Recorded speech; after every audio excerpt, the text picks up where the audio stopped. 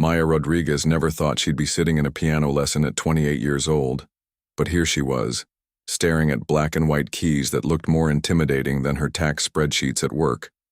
The music studio smelled like old wood, and fresh coffee, and sunlight streamed through tall windows, casting long shadows across the polished floor.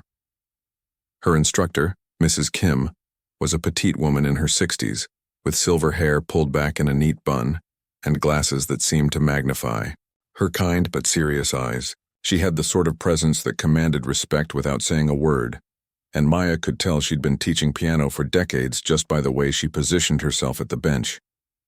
"So, tell me," Mrs. Kim said, adjusting her glasses and opening a worn lesson book. "What made you decide to start learning piano now?" Maya felt her cheeks warm slightly. It was the question she'd been dreading because the real answer sounded so silly when she said it out loud. "Well, I've always wanted to learn. My grandmother had this beautiful old piano when I was little, and I used to sit next to her and watch her play. She tried to teach me a few simple songs, but then life got busy with school and college and work." She trailed off, not mentioning how her grandmother's passing 3 years ago had left a hole in her heart that nothing seemed to fill.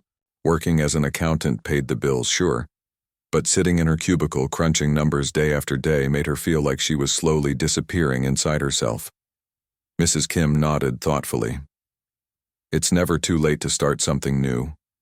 Many of my adult students find piano incredibly rewarding, though I'll be honest with you, it requires patience and practice." Maya's fingers traced the edge of the piano bench. "I know it won't be easy, I need something in my life that's different from spreadsheets and tax codes, you know? Something that feeds my soul a little bit." The older woman smiled at this, and Maya caught a glimpse of warmth behind those serious glasses. "Music has a way of doing exactly that. Let's start with some basics today, shall we?" For the next 45 minutes, Mrs. Kim walked Maya through proper posture, hand position, and the fundamentals of reading music. Maya's back ached from sitting up straight, her fingers felt clumsy and thick, and she kept hitting the wrong keys. But something magical happened when she finally managed to play a simple C major scale without mistakes. A little spark of joy lit up inside her chest. "Very good," Mrs. Kim said, making a note in her teaching journal. "You have natural finger independence, which will serve you well as you progress." Maya beamed at the compliment, feeling like a kid who'd just gotten a gold star on her homework. Over the following weeks, Maya threw herself into learning with an enthusiasm that surprised even her. She practiced every evening in her small apartment, on an old keyboard she'd bought online, much to the amusement of her cat Whiskers, who seemed fascinated by the sounds coming from the corner of the living room. Her co-workers at the accounting firm started noticing changes too. Where Maya used to look drained and tired by the end of each day, now she had a little spring in her step, humming melodies under her breath as she worked through client files. "You seem different lately," her colleague Janet mentioned one afternoon, over lunch. "Happier, maybe?" Maya smiled, twirling her fork in her salad. "I started taking piano lessons. It sounds crazy, but it's actually really fun." "Piano lessons? At your age?" Janet raised an eyebrow, not unkindly, but with genuine curiosity. No, I know. Most people my age are focused on career advancement and buying houses and having kids, but this makes me feel alive, I guess. Like there's more to life than just working and paying bills." What Maya didn't tell Janet, or anyone else for that matter, was what happened during her quiet practice sessions at home. Sometimes after working through her assigned exercises, she'd let her fingers wander across the keys, creating little melodies that seemed to come from somewhere deep inside her. They weren't real songs, she told herself, just random notes that happened to sound nice together. But late at night, when the city grew quiet and only the soft glow of her desk lamp illuminated the keyboard, these spontaneous melodies felt like the most honest thing she'd ever created. They captured feelings she couldn't put into words, the bittersweet memory of her grandmother's laugh, the loneliness of coming home to an empty apartment, the quiet hope that maybe life held more beautiful moments than she'd dared to imagine. 6 months into her lessons, Mrs. Kim made an announcement that changed everything. "I'm organizing our annual student recital," she said, pulling out a calendar and pen. It's a wonderful opportunity for students to share their progress with family and friends. I'd like you to participate. Maya's stomach dropped. A recital? In front of people? I don't think I'm ready for that. Nonsense. You've been working very hard and your technique has improved significantly. I have the perfect piece in mind for you. A lovely Mozart minuet. It's simple enough for your current level, but beautiful enough to showcase what you've learned. Mrs. Kim pulled out a piece of sheet music and placed it on the piano stand. The notes looked clean and orderly on the page, each one in its proper place. Following rules that had been established centuries ago, Maya stared at the title, Minuet in G Major K1, a beginner's piece safe and predictable. "This is beautiful," Maya said, and she meant it. Mozart's music was timeless for a reason. But as she looked at those perfectly arranged notes, something stirred inside her chest, the same feeling she got during her late-night improvisation sessions. "Practice this over the next few weeks," Mrs. Kim instructed. "The recital is in a month, which gives you plenty of time to feel comfortable with it. Remember, the audience will be mostly family members and friends, very supportive and understanding." Maya nodded, taking the sheet music home with a mixture of excitement and terror. That evening, she sat at her keyboard and worked through the minuet slowly, note by note.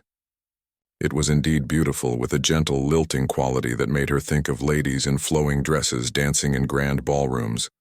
But as she played it for the third time, her fingers began to add little embellishments, a grace note here, a slight variation in rhythm there. Before she knew it, she was weaving her own musical ideas around Mozart's framework, creating something that was neither fully classical nor entirely her own. She stopped abruptly, pulling her hands away from the keys as if they'd betrayed her. What was she doing? Mrs. Kim had given her a specific piece to learn, not an invitation to mess around with classical music. Mozart certainly didn't need her improvements. But as she sat there in the quiet of her apartment, with whiskers purring softly on the windowsill, Maya couldn't shake the feeling that something important was awakening inside her, something that had been sleeping for far too long, waiting for just the right moment to emerge into the light. What Mrs. Kim didn't know about Maya was that her relationship with music went much deeper than 6 months of piano lessons.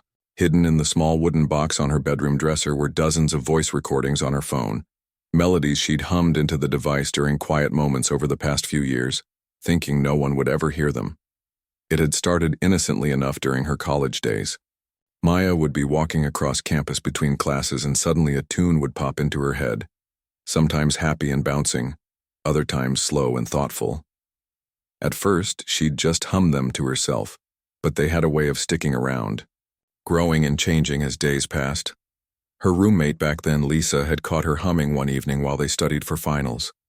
"That's really pretty," Lisa had said, looking up from her textbook. "What song is that?" Maya had felt her cheeks burn. "Oh, it's nothing, just something stuck in my head." But Lisa kept asking about it over the next few days, saying she couldn't stop thinking about that melody. Finally, Maya had admitted the truth. It wasn't a real song, just something she'd made up. Lisa's eyes had gone wide with amazement. "You made that up?" "Maya, that's incredible. You should write it down or record it or something." That was the beginning of Maya's secret musical life. She started recording her melodies on her phone, creating a growing library of original tunes that no one else knew existed. Some were inspired by rainy afternoons, others by the way sunlight filtered through her office window, and many by memories of her grandmother. Her grandmother, Rosa, had been the only person who truly understood Maya's connection to music.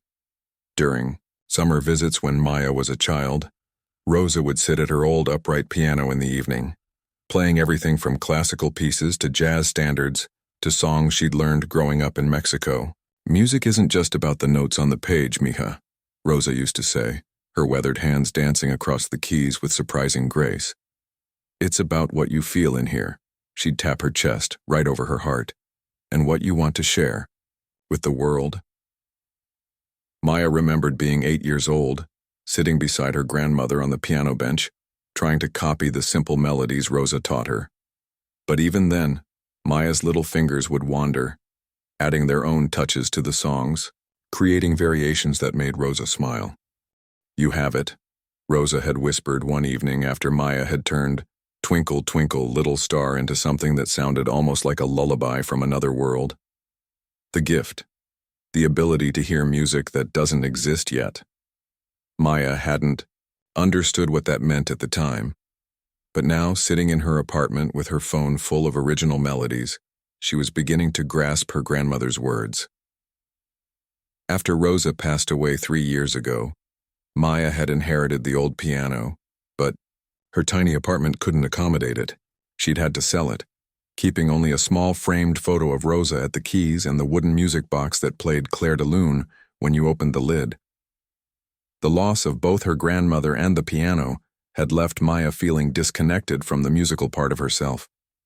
She'd thrown herself into work, climbing the ladder at the accounting firm, convincing herself that practical careers were more important than childhood dreams about music.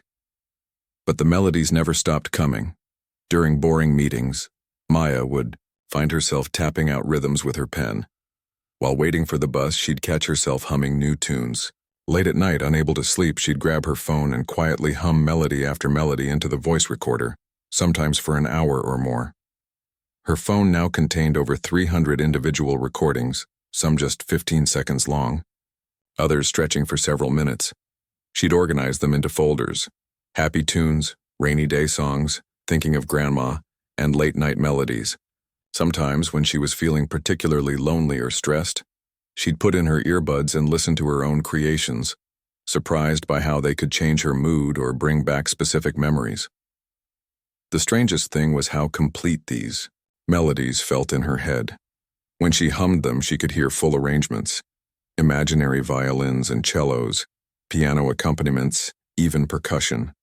It was as if her brain was a recording studio, capable of producing rich, layered music that existed nowhere else in the world. One evening, about a month into her piano lessons, Maya had been practicing scales when her fingers started playing one of her recorded melodies instead. She'd stopped immediately, looking around as if someone might have heard her break the rules. But then curiosity got the better of her, and she tried to figure out which keys matched the tune in her head.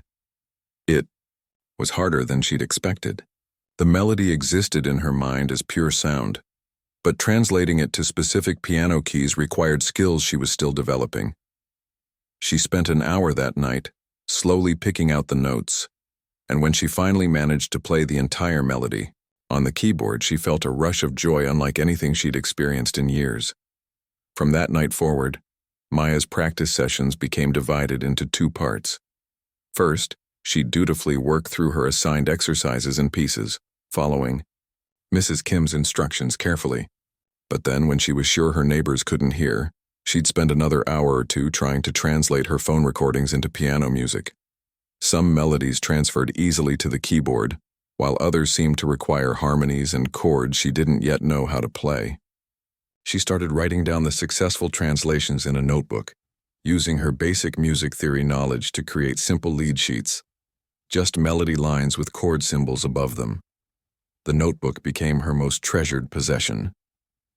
She kept it hidden in her bedside drawer, bringing it out only during her private practice sessions. Each page represented a small victory, another piece of her inner musical world made real and playable. Her co-workers began noticing even more changes. In Maya's demeanor, she seemed more creative in her approach to problem-solving at work, more willing to think outside the box when dealing with challenging client situations. "You're like a different person lately," her supervisor, Mr. Chen, mentioned during her quarterly review. "More confident, more innovative in your analysis. Whatever you're doing outside of work, keep it up." Maya smiled, thinking about the melody she'd successfully translated the night before, a wistful tune inspired by watching people hurry past her office window, each lost in their own private worlds. What she didn't tell Mr. Chen, or anyone else, was that music was seeping into every aspect of her life. Numbers on spreadsheets started to remind her of musical scales. The rhythm of the copy machine inspired new percussion patterns in her head. Even the mundane sounds of office life, phones ringing, keyboards clicking, conversations in the hallway, began to form symphonies in her imagination. Her phone recordings grew more sophisticated too, Instead of just humming melodies, she started experimenting with layering, recording a bass line, then humming a melody over it, then adding percussive sounds made with her hands or everyday objects. Her apartment became a miniature music laboratory, with Maya as the sole composer, performer, and audience. But through it all, she maintained the fiction that these were just hobbies, just ways to unwind after work. Real music was what Mrs. Kim taught her. Proper classical pieces with established pedigrees and correct fingerings. Her own creations were just elaborate daydreaming, weren't they? That illusion was about to be shattered in ways Maya couldn't possibly imagine. 2 weeks before the recital, Maya sat at her keyboard staring at the Mozart minuet for what felt like the 100th time that evening. The notes seemed to mock her from the page, perfect, orderly, and completely predictable. She could play them flawlessly now, her fingers moving through the familiar patterns without her brain having to think about it. But that was exactly the problem. Her heart wasn't in it anymore. What had once felt like a beautiful challenge now felt like going through the motions, like reading someone else's grocery list out loud. She played the piece again, note for note exactly as written, and felt nothing but a hollow sense of accomplishment. Whiskers jumped onto the piano bench beside her as if sensing her frustration. The orange tabby cat had become her most faithful practice companion over the months, often curling up on top of the keyboard's music stand during her evening sessions. "What do you think, buddy?" Maya asked, scratching behind his ears. "Think Mrs. Kim would notice if I fell asleep during my own performance?" Whiskers purred and head-butted her hand, which Maya took as encouragement to keep going. She started the minuet again, but this time her mind wandered to a melody she'd recorded just 2 nights ago. Something that had come to her while washing dishes, inspired by the rhythm of water running from the faucet. Without realizing it, her right hand began weaving that newer melody into Mozart's framework. The classical structure was still there, but now it had personality, emotion, a story to tell. Her left hand started adding bass notes that Mozart never wrote, creating a foundation that supported both the original piece and her improvised additions. Maya stopped playing abruptly, pulling her hands back as if the keys had burned her. What was she doing? This was Mozart, for crying out loud. You didn't just mess around with compositions that had been performed perfectly for centuries, but her fingers were already moving back to the keys, drawn by something stronger than logic or proper musical etiquette. This time she let herself explore what would happen if she started with Mozart's melody, but let it evolve into something entirely different. The transformation was gradual, like watching a butterfly emerge from a cocoon. The familiar minuet became the launching pad for a piece that was part classical, part contemporary, and entirely her own. Her hands seemed to know exactly where to go, creating harmonies and progressions that felt both surprising and inevitable. When she finally stopped playing, the apartment was silent except for Whiskers' contented purring. Maya stared at her hands, wondering where that music had come from. It was as if someone else had been playing through her, someone who understood things about music that she'd never been taught. She grabbed her phone and scrolled through her voice recordings, looking for the melody that had started this whole exploration.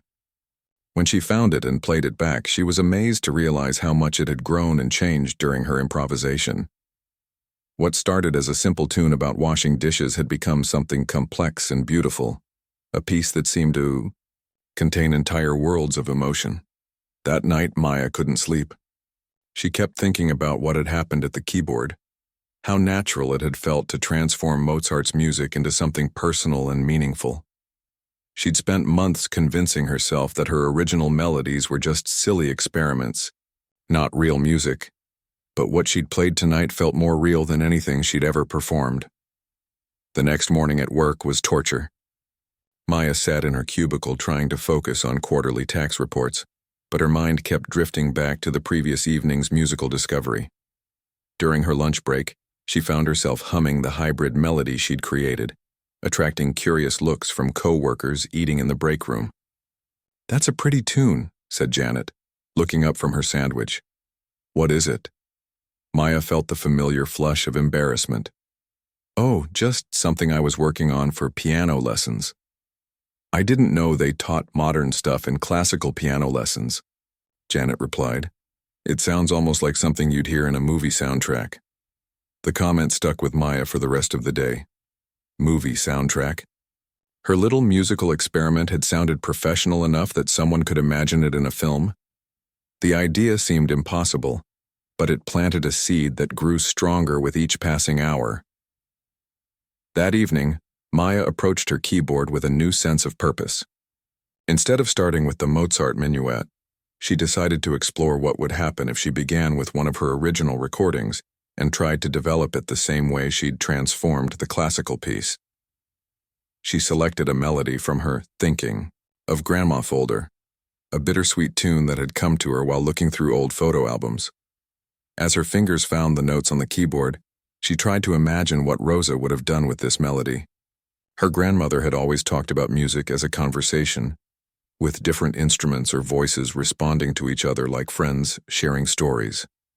Maya started with the simple melody line, then began adding responses in the bass register, as if her left hand was asking questions that her right hand answered. Gradually, the piece grew more complex, with the melody returning in different forms, sometimes happy and reminiscent, sometimes sad and longing. Without planning it, Maya found herself playing what could only be described as a complete song. It had a beginning that introduced the main theme, a middle section where the melody developed and changed, and an ending that brought everything back together with a sense of resolution.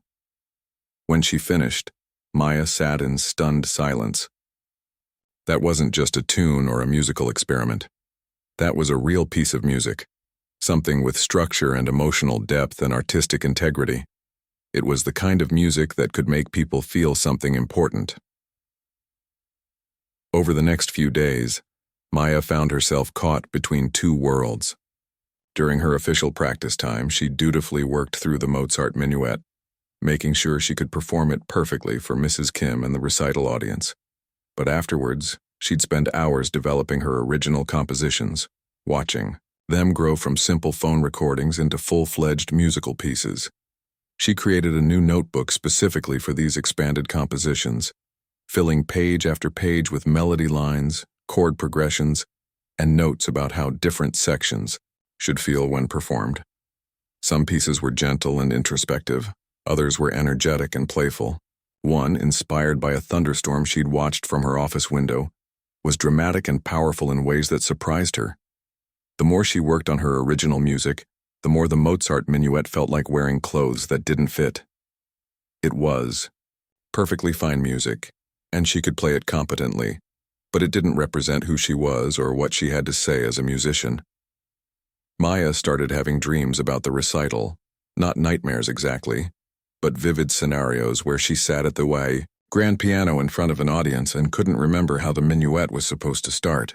In these dreams, her fingers would move on their own, playing her original compositions instead, and the audience would listen with expressions of amazement and joy. She'd wake from these dreams feeling both exhilarated and terrified. What if she actually did something like that? What if instead of playing the safe assigned piece, she shared something real and personal and meaningful? The idea was both thrilling and absolutely terrifying. A week before the recital, Maya made a decision that surprised even her. She called in sick to work, something she'd never done unless she was actually ill, and spent the entire day at her keyboard, working on a piece that had been growing in her mind for days. She was going to write something specifically for the recital, not to perform instead of the Mozart. She wasn't quite that brave yet, but just to prove to herself that she could create a complete, performance-worthy piece of music. The composition that emerged over the course of that day was unlike anything she'd created before. It started quietly, with a simple melody that reminded her of Rosa's hands moving gently across piano keys. But it grew and developed, incorporating themes from several of her phone recordings, building to moments of joy and triumph before settling into a peaceful, resolved ending. When she played the complete piece that evening, Maya knew she'd crossed a line. This wasn't just a hobby or a way to unwind after work. This was her calling, her voice, the thing she was meant to do with her life. The question was, did she have the courage to let anyone else hear it? The night of the recital arrived, like a freight train Maya hadn't seen coming. She'd been dreading this moment for weeks, but somehow it still caught her off guard when she woke up that Saturday morning with butterflies doing acrobatics in her stomach. Her black dress hung on the closet door like a question mark, conservative and safe. The kind of outfit that said, "I'm just a beginner, please don't expect too much."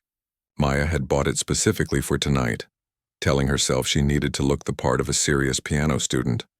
But now, staring at it in the morning light streaming through her bedroom window, it felt like a costume for someone she wasn't sure she wanted to be. The recital was scheduled for 7 o'clock at the community center downtown. Mrs. Kim had rented the small auditorium for the evening, and Maya knew there would be about 50 people in attendance, mostly family members, and friends of the dozen students performing. Her own cheering section would be modest. Her coworker Janet had promised to come, along with her upstairs neighbor Mrs. Patterson, who'd become like a surrogate grandmother since Rosa's passing. Maya spent the morning trying to distract herself with normal weekend activities, laundry, grocery shopping, cleaning her already spotless apartment. But everything felt surreal, like she was watching herself go through the motions while her real self sat at the piano bench, hands trembling over keys that held the power to change everything. By noon, she couldn't stand it anymore. She sat down, at her keyboard, and played through the Mozart minuet one final time. Her fingers moved automatically through the familiar patterns, muscle memory taking over while her mind wandered. The piece was technically perfect. Every note in its proper place, every phrase properly shaped, every dynamic marking observed exactly as written, and it was absolutely, completely boring. Maya's hands stopped moving, hovering over the keys like birds uncertain where to land. In the silence of her apartment, she could hear her heartbeat, loud and insistent, drumming out a rhythm that had nothing to do with Mozart's orderly minuet. Almost without conscious decision, she began playing the piece she'd composed the weeks before, the one inspired by memories of Rosa's gentle hands at the piano. The melody flowed from her fingers like water, natural and unforced, carrying with it all the emotions she'd been holding inside for months. As she played, Maya felt something shift inside her chest.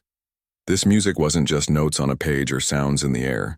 It was her story, her heart, her way of saying things she couldn't put into words. It was the sound of missing someone you loved, of finding courage you didn't know you had, of discovering that sometimes the scariest thing and the right thing were exactly the same. When the last notes faded away, Maya sat in the quiet of her living room and made a decision that surprised her with its clarity. She wasn't going to play the Mozart minuet tonight. The thought was terrifying and exhilarating at the same time. Mrs. Kim would be shocked, maybe even angry. The audience would hear something they weren't expecting. But for the first time in months, Maya felt completely, absolutely certain about something. She was going to play her own music. The hours between her decision and departure for the recital passed in a blur of nervous energy. Maya practiced her original composition over and over, not because she needed to learn it. The piece lived in her fingers now, as natural as breathing, but because playing it was the only thing that calmed her racing thoughts. At 6 o'clock, she put on the black dress and looked at herself in the mirror. The conservative outfit didn't feel like a costume anymore. It felt like armor, something to protect her while she did the bravest thing she'd ever attempted. The community center was buzzing with activity when Maya arrived. Students and their families filled the lobby, everyone dressed up and carrying flowers and cameras. The excitement in the air was infectious, but it also made Maya's stomach clench with fresh waves of nervousness. Mrs. Kim appeared at her side, looking elegant in a navy blue dress with her silver hair styled more formally than usual. "Maya, there you are. How are you feeling?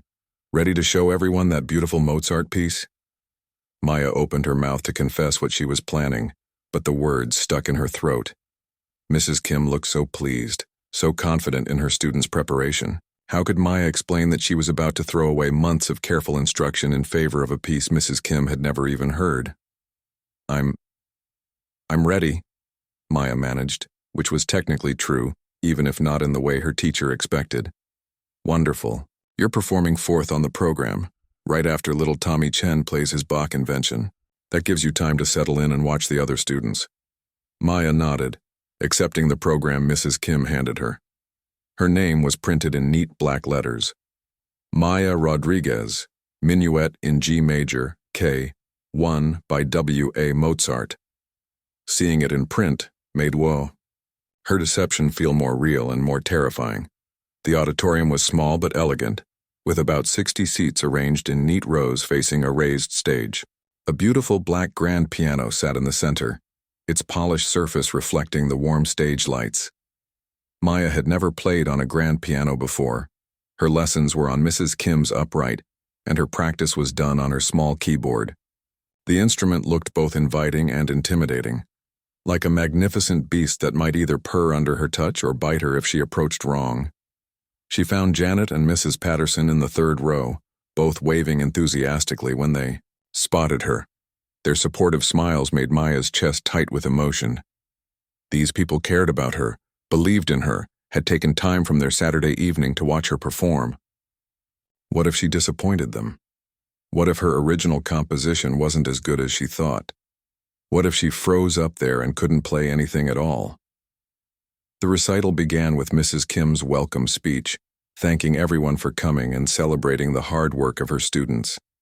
Maya barely heard the words, her attention fixed on the piano and the way the stage lights made its surface gleam like black water.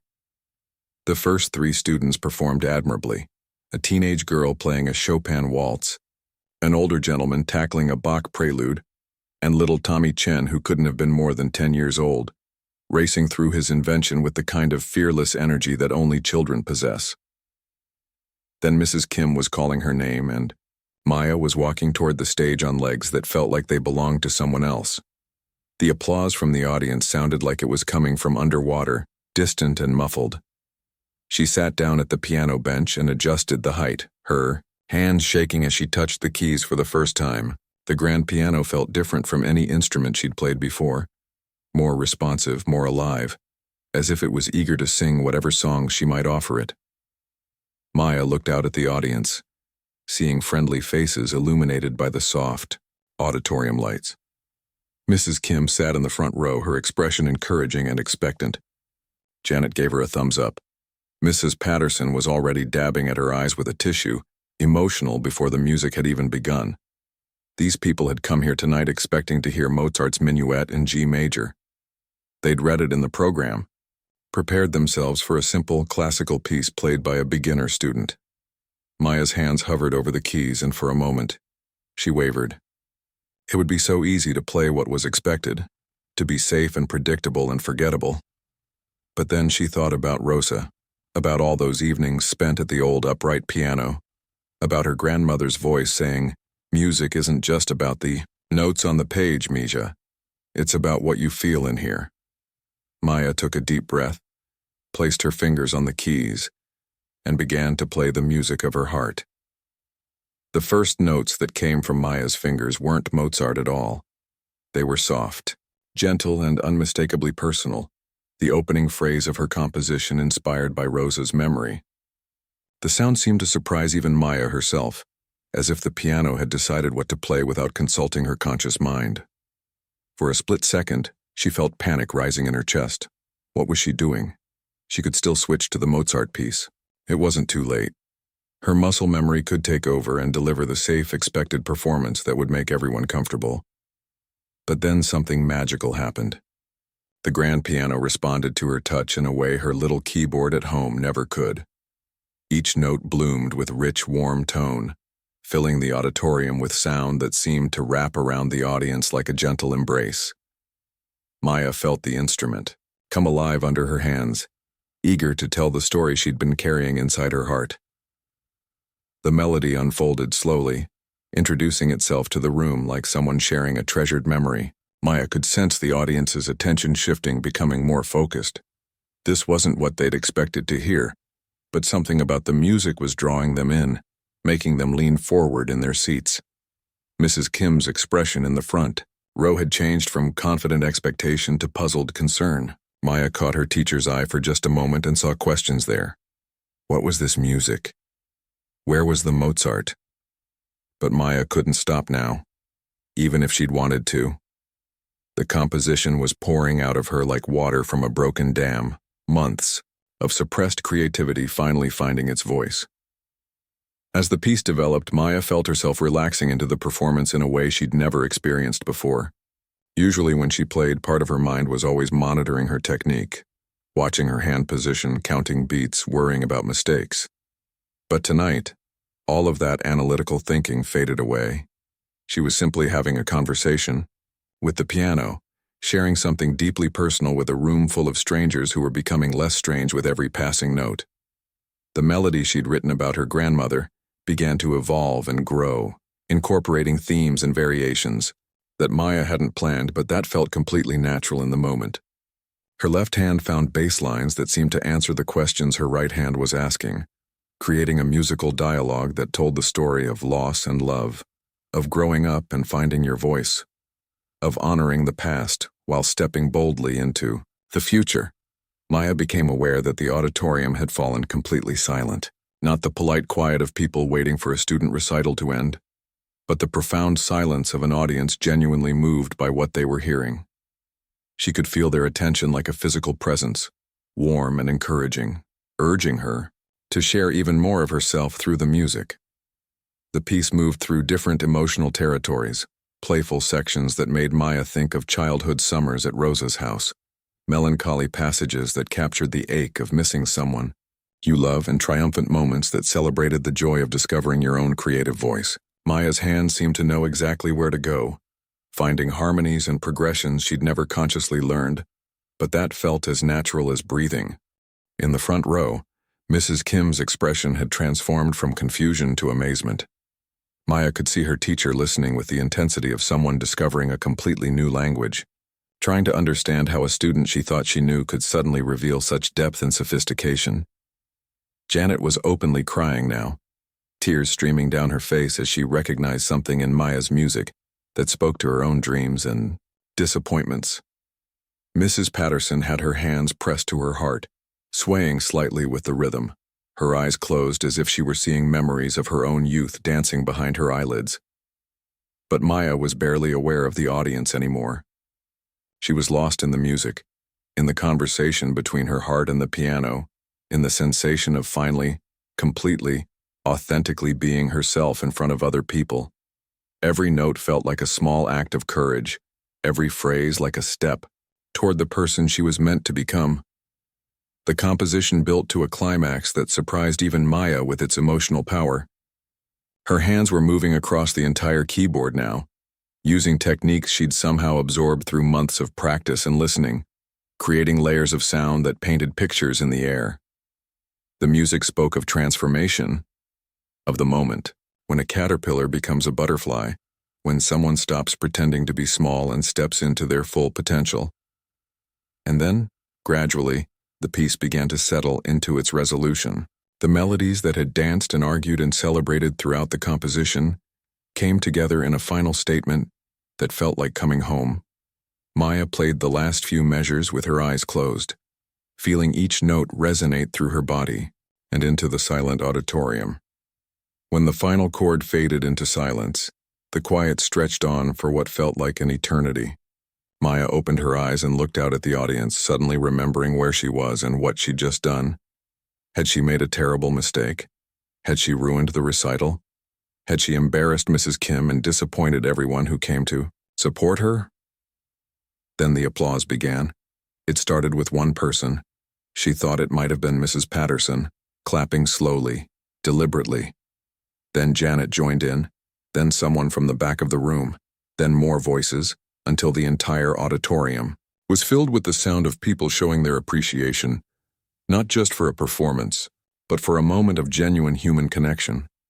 Several audience members were standing now, their faces showing expressions Maya had never seen at a student recital before. Wonder, joy, surprise, and something that looked almost like gratitude. A woman in the fourth row was wiping tears from her cheeks. A teenage boy who'd looked bored through the earlier performances was staring at Maya with his mouth slightly open. Mrs. Kim stood up from the front row, her own eyes bright with unshed tears. She began walking toward the stage, and for a moment, Maya wondered if she was about to be scolded in front of everyone. But when her teacher reached the piano, she simply placed a gentle hand on Maya's shoulder and said, loud enough for the audience to hear, "That was absolutely beautiful." What was that piece called? Maya felt her cheeks flush warm. She hadn't even thought about a title for her composition. It had just been the piece about Grandma in her mind. But looking out at the moved faces in the audience, seeing the way her music had touched these strangers and made them feel something real, she knew exactly what to call it. "Moonlight Memories," she said, her voice steady despite the emotions swirling in her chest. "I wrote it for my grandmother." The applause erupted again, even stronger this time. People were calling out, "Bravo," and "Encore," words Maya had only heard at professional concerts, never at student recitals. She felt like she was dreaming, like she might wake up at any moment to find herself back in her apartment, playing quietly on her keyboard while Whiskers slept on the music stand. She stood to acknowledge the audience's response. Maya caught sight of Janet, who was beaming with pride and mouthing, "I knew it!" Mrs. Patterson was blowing her kisses like she was her proud grandmother, but it was Mrs. Kim's reaction that meant the most. Her teacher was looking at her with an expression Maya had never seen before, not the patient encouragement of an instructor working with a beginner, but the respect one musician shows another. Mrs. Kim leaned closer and spoke quietly so only Maya could hear. "We need to talk about your future in music," she said. "That wasn't just a beautiful performance, that was the work of someone with extraordinary natural ability. Have you written other pieces like this?" Maya nodded, thinking about her notebook full of compositions, her phone full of recorded melodies, her apartment that had become a secret music laboratory over the past months. "Then we have a lot of work to do." Mrs. Kim smiled. "Real work, the kind that could change your life." As Maya finally left the stage to more thunderous applause, she felt like she was walking into a completely different future than the one she'd imagined when she woke up that morning. The accountant who'd been afraid to play a simple Mozart minuet had disappeared somewhere during those magical minutes at the piano. In her place stood someone Maya was just beginning to meet, a composer, a musician, a person brave enough to share her authentic voice with the world. The recital continued with the remaining students, but Maya barely heard their performances. She was too busy listening to the new symphony playing in her heart, the sound of a life transformed by the courage to be completely, unapologetically yourself.